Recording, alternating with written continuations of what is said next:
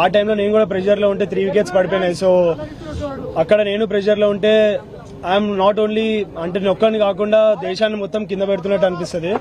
So ఆ టైంలో నేను అదే ఉంచుకున్నాను, దేశాన్ని ముందు తీసుకుని ఈ టైంలో నేను స్టెప్ ఇన్ చేయాలి, లేదంటే మొత్తం హోల్ కంట్రీ వినో పాకిస్తాన్ హౌ హార్డ్ అంటే వాళ్ళు ఎంత గట్టిగా వస్తున్నారు మన మీద అని.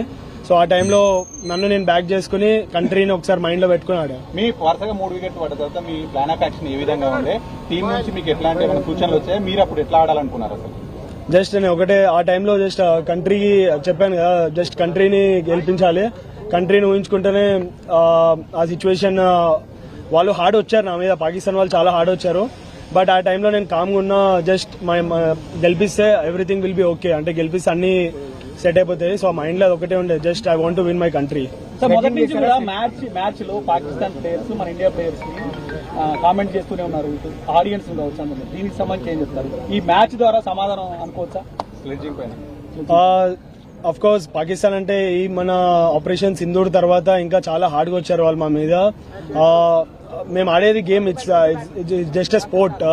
సో ఆ టైంలో నేను ఎమోషన్స్ తీసుకుని ఆడితే స్పోర్ట్ ఆడలేము. సో ఆ టైంలో నేను కామ్గా ఉండి ఐఎమ్ సో పేషెన్స్, చాలా అన్నారు, చాలా విధంగా చాలా చెప్పారు.